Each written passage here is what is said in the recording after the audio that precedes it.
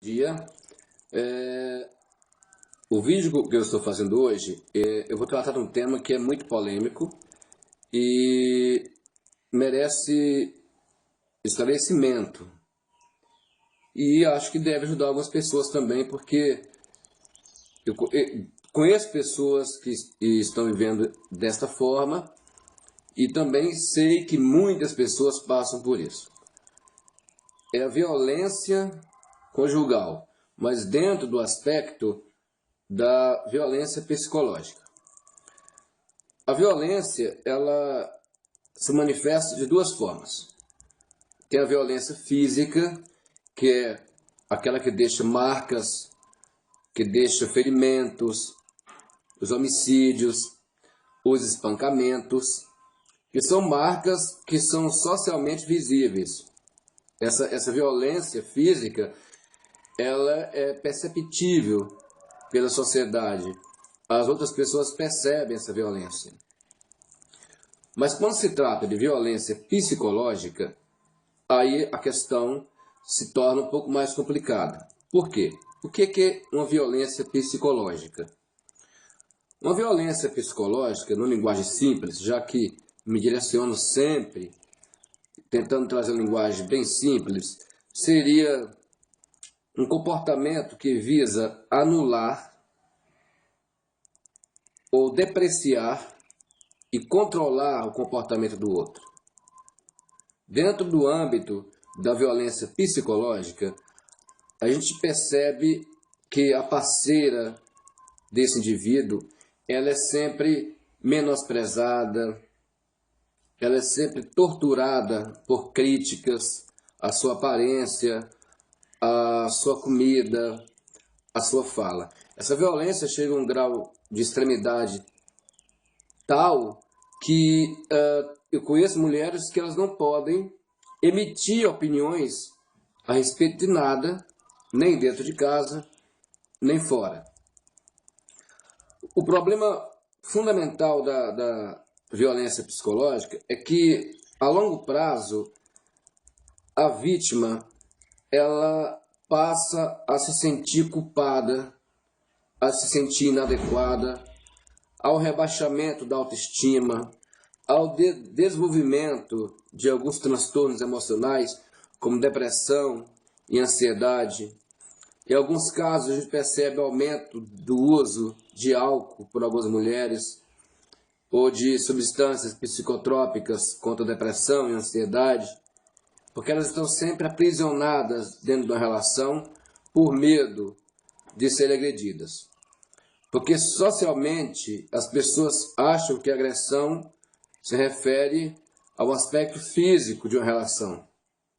Mas essa agressão silenciosa, que a gente chama de agressão psicológica, ela tem a capacidade de destruir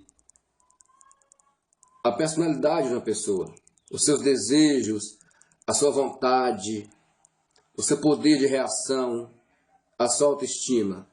A pessoa vive numa relação de infelicidade, mas ela não consegue sair dessa relação porque ela passa, de certa forma, a aceitar, devido a essa tortura psicológica, porque não deixa de ser tortura, ela passa a acreditar que realmente ela é inadequada.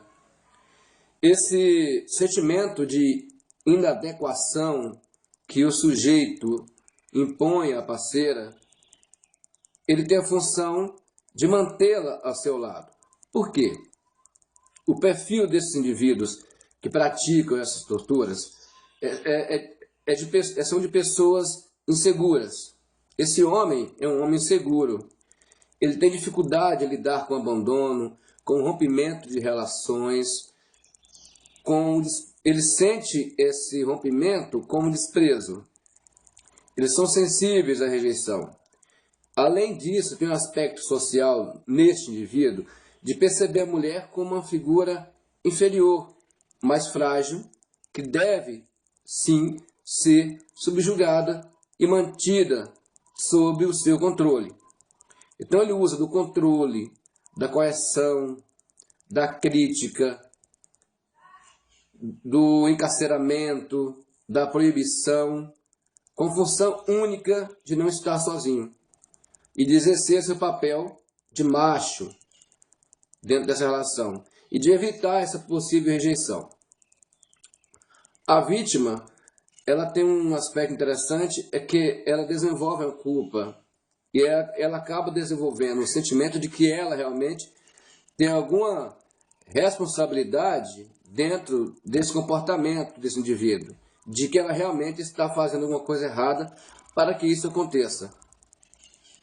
E é muito fácil, às vezes, é mais fácil essa vítima falar da questão da violência física, porque os machucados ficam ali visíveis, mas também muitas vezes não falam, do que sentar com alguém estranho e contar sobre as suas emoções, os sentimentos que ela mantém aprisionados de revolta e de ódio de si mesma. Porque essas mulheres desenvolvem, de certa forma, um ódio de si mesmas e culpa. Porque esse indivíduo passa para ela a imagem de que ele é o correto da relação e de que se a relação não está dando certo, é porque ela é a culpada. Então nós temos muitos casos. Todo dia você liga o jornal e você vê uma notícia do desfecho. Aquele crime, aquele homicídio passional, porque assim a justiça determina, homicídio passional, que para mim não tem nada de passional, porque quem ama não mata, quem ama cuida, quem ama ajuda o outro a crescer, quem ama coopera. Deve existir uma reciprocidade na relação, o que não há numa relação dessa. O homicídio, ele é o desfecho para essa violência silenciosa que existe entre quatro paredes. Uma violência a qual somente essa mulher vivencia. E às vezes não percebe. Ela passa se habituando com esse sujeito. É o jeito dele. Um dia ele muda. Eu vou mudar o meu jeito. Ela passa, de certa forma, a se mudar tanto diante dessa crítica que ela perde o senso de identidade que ela tinha antes. Ela se anula diante desse sujeito. Ela passa a ser um desejo desse sujeito. Ela passa a ser um objeto desse sujeito. Ela abre mão de sua vontade, de sua vaidade, de seus ideais, dos seus planos, de sua vida, por medo. Porque esse indivíduo, ele é intimidador. Ele torna a vítima amedrontada. E é esse medo que faz com que ele permaneça dentro da relação. E aí nós temos muitos casos. Tem aquele caso do Lindenberg, quando ele sequestrou a ex-namorada. Ela tinha acabado de romper a relação, ela não quis mais, devido justamente a essa violência. Ela não sofria agressões, mas sofria de encarceramento afetivo, eu chamo assim. Ele estava sempre cercando, controlando, buscando saber onde ele estava, olhando ligações, proibindo que ela usasse redes sociais. Se você comprar a revista Veja, eu não lembro o número da revista, mas tem uma revista que fala desses aspectos da relação deles dois. Chegou um ponto que ela resolveu romper essa relação, porque as amigas percebiam o grau de patologia do apego do Lindenberg, de cercamento sobre essa menina. E quando ela resolveu romper a relação, ele, no ato de desespero, a sequestrou, a manteve sob cárcere privado e acabou a história como todos nós sabemos. Homicídio, suicídio. Por que o indivíduo faz isso? Por que, por exemplo, o Lindenberg fez isso? Ele fez isso porque o perfil desses indivíduos é um perfil de pessoas que não conseguem lidar com a rejeição e com o rompimento de uma relação. Para ele, esse rompimento de uma relação é uma rejeição e uma ferida ao seu narcisismo, uma ferida à sua importância de macho, uma ferida ao seu próprio sentimento. Esse indivíduo não consegue ter empatia pelo outro. Ele não consegue enxergar esse outro como um ser separado, distinto dele. Essa mulher, é dele. Essa mulher não tem que pensar. Quem pensa dentro da relação é ele. Quem determina os sentimentos, o que sentir, é ele. A insegurança é tal que ele precisa cercar essa vítima, porque eu não chamo de esposa, chamo de vítima. Ele precisa cercar essa vítima de várias formas. Ele usa do romantismo excessivo, de presentes excessivos, de demonstrações de amor excessivos, aquele sufocamento, aquele grude, e alterna isso com atos de ciúme, de desconfiança, de depreciação da mulher, de crítica, porque ele teme isso, ele teme a rejeição. E o que ele faz com a vítima é destruir a sua autoestima. E aí as mulheres permanecem nisso. Por que permanecem? Porque é difícil. Você perdeu a força, a determinação, a coragem e o pior, você passou a entender e acreditar que uma relação se baseia nisso. Você acha que aquele indivíduo apenas te ama de uma forma excessiva e que se você o largar, ele vai morrer. Porque eles falam isso. Sem você não vivo. Se você me deixar, eu te mato. Eu me mato e mato você também. Aí você percebe uma relação simbiótica, de grude, onde esse limite entre eu e o outro não existe.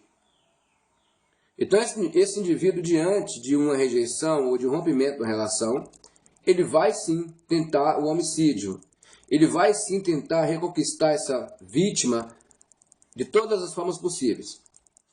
Temos muitos casos interessantes, além do Lindenberg, que não chegaram ao homicídio, mas o aspecto fundamental desse assédio psicológico, desse assédio moral dentro da relação, é a redução, a diminuição da autoestima da mulher.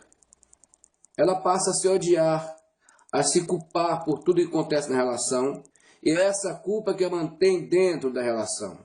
Ela não sai da relação porque ela sente que ela é responsável de alguma forma por essa relação não dar certo. E como sair de uma relação dessa? O primeiro passo é acabar com esse mito de que violência é tudo aquilo que se traduz em manifestações físicas. É a mulher descobrir que a violência tem um aspecto psicológico e mais destrutivo até. Que a violência é uma forma de privação do eu do outro. É uma privação do meu eu. Alguém te priva de você mesma.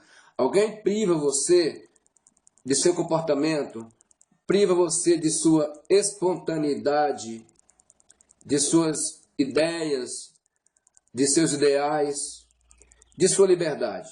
Tem um caso de um indivíduo chamado de Robert, que ele, antes de trabalhar, ele desligava a televisão, tirava a tomada, tirava uma peça que tinha na televisão, que não permite que ligue a televisão, tirava o chip do celular da esposa, trancava o cadeado, e ela não poderia, durante esse período em que ele estava trabalhando, sair de dentro de casa. Isso é cárcere privado.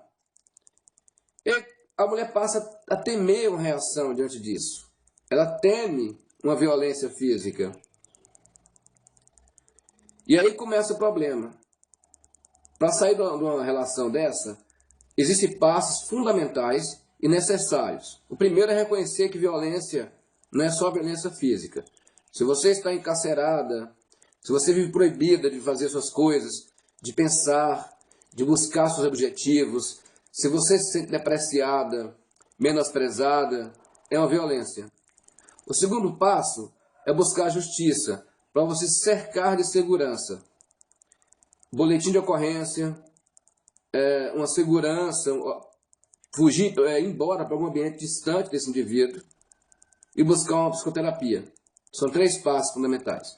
E o mais fundamental é, antes de separar do indivíduo desse, se cerque de segurança.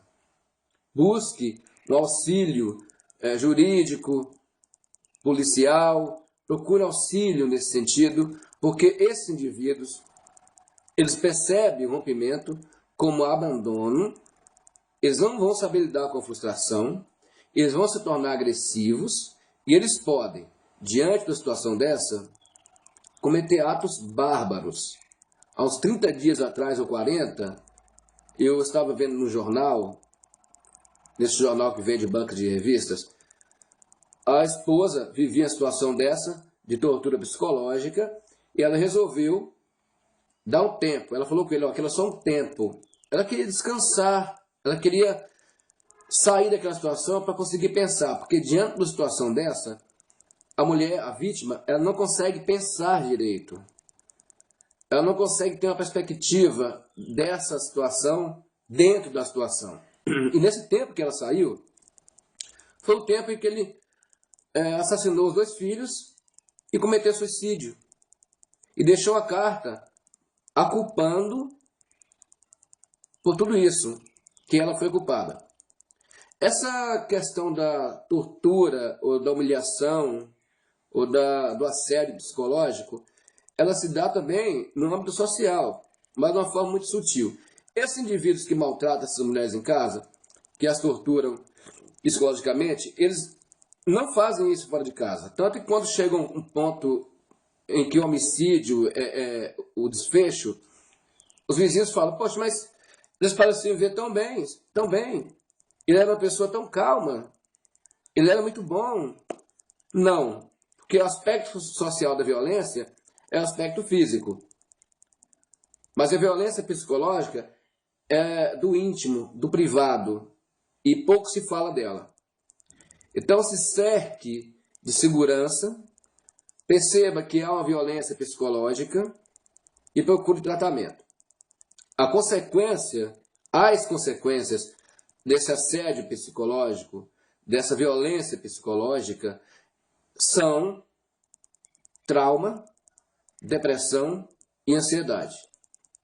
A maior parte dessas mulheres, a maioria delas, consome álcool, quando podem, né? Porque em alguns casos consome a panha do marido.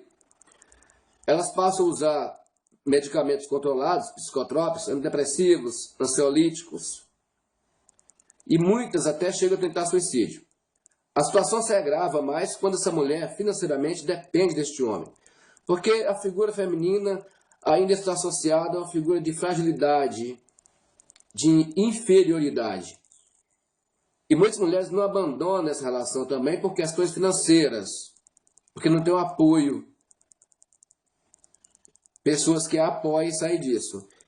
Mas eu não aconselho nenhuma delas, a ninguém, a abandonar a relação com um indivíduo desse de forma abrupta, porque haverá perseguição.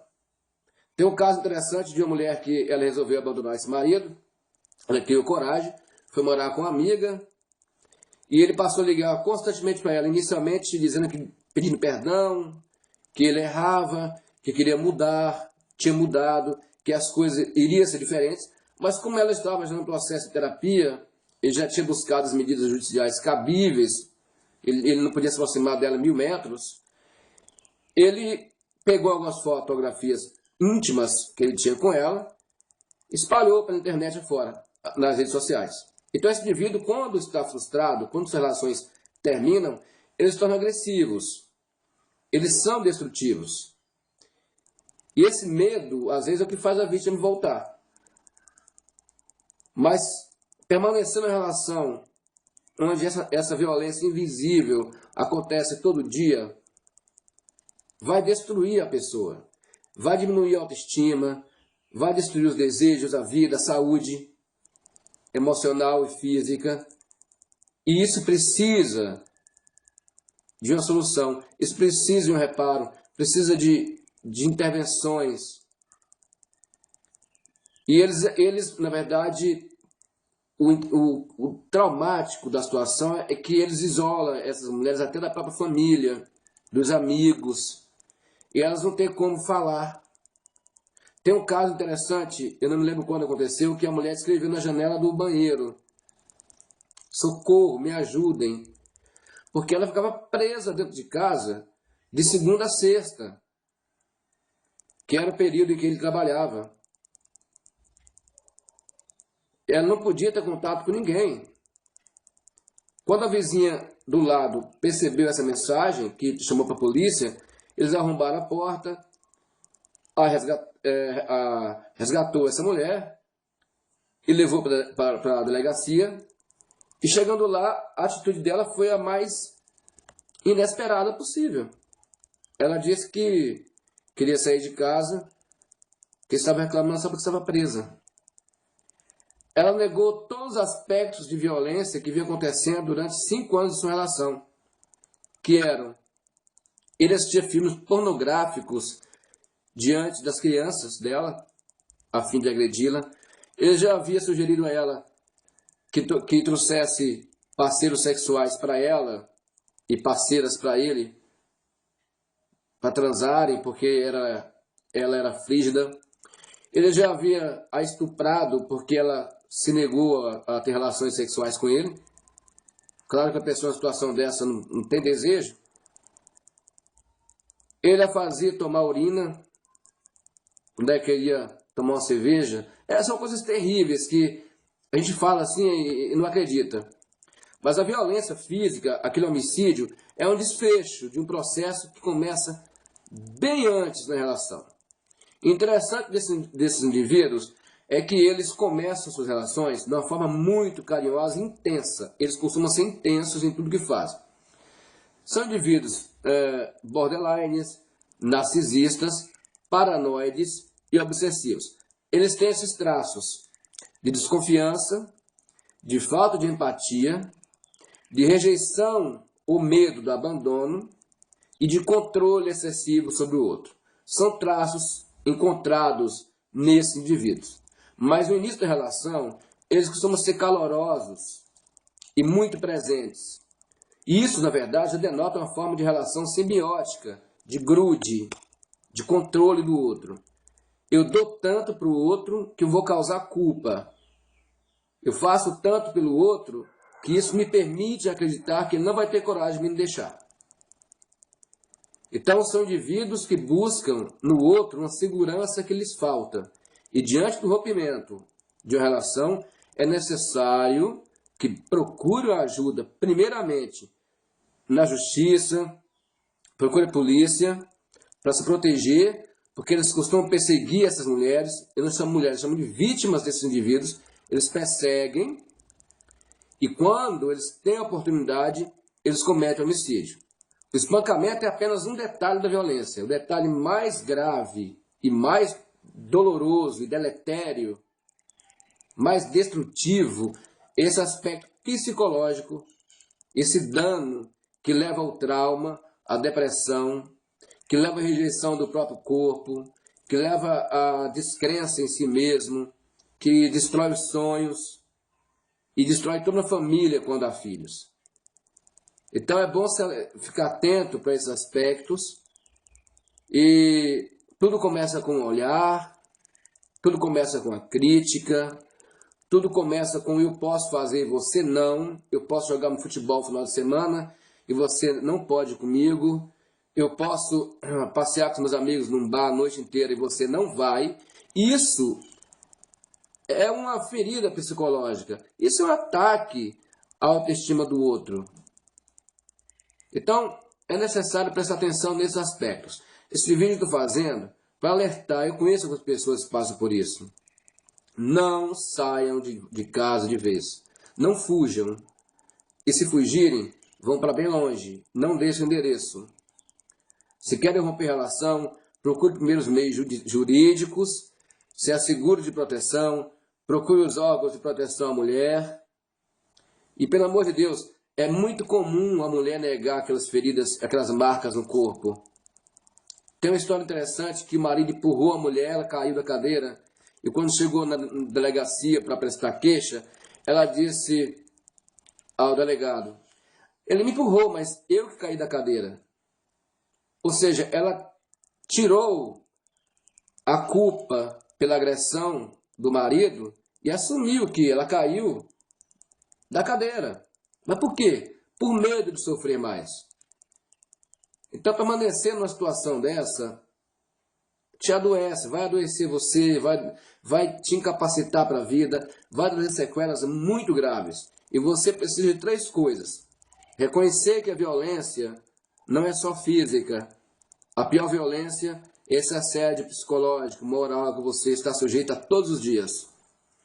O segundo é buscar ajuda jurídica, uma proteção. E o terceiro, a psicoterapia, porque é necessário. É fundamental que você faça. Mas, quer ajuda? Precisa de ajuda? Tem os números do 190 da polícia para você ligar. Mas aí, às vezes, liga e chega lá e nega porque tem medo. A condição financeira é um aspecto interessante. Muitas mulheres resistem a isso, a uma situação dessa, porque a primeira coisa que o marido faz com ela é a proibir de trabalhar. Já é uma forma de controle. Eu não quero que você trabalhe. É uma forma de controle. Então, como elas dependem financeiramente desse marido, e quando tem filhos, pior ainda, elas permanecem numa situação dessa. Então, elas estão numa situação de sujeição a esse outro. E quando tem filhos, a situação se torna mais grave, porque esses filhos vão ficar traumatizados também. Eu conheço a história da mulher que ela engravidou e o marido socou seu útero até que ela abortasse a criança, porque para esses indivíduos, a relação da mãe com a criança lhes causa ciúme e insegurança. Eles passam a perceber que há mais interesse dessa mulher na criança do que nele. Há indivíduos que, durante a gravidez da mulher, tem uma história interessante que um indivíduo, ele manteve relações sexuais com a mulher 2 dias antes do parto, 8 vezes. Sodomizou, todas as formas que você pensar. E ela percebeu que durante a gravidez ele transava com mais frequência com ela. As relações sexuais eram mais frequentes, mesmo ela sentindo dor.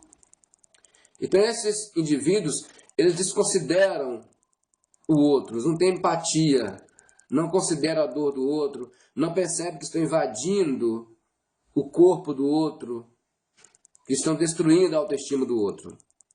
Então procure ajuda, olhe bem o que eu estou dizendo, tente enxergar que essa violência que a sociedade percebe como física, ela vai muito além disso. É o trauma, é a destruição do direito do outro de ser um indivíduo autônomo e separado, um indivíduo distinto, que tenha seu direito, sua vontade, o seu desejo, que busque seus ideais, se constituir como sujeito. Esses indivíduos são doentes e vão te destruir.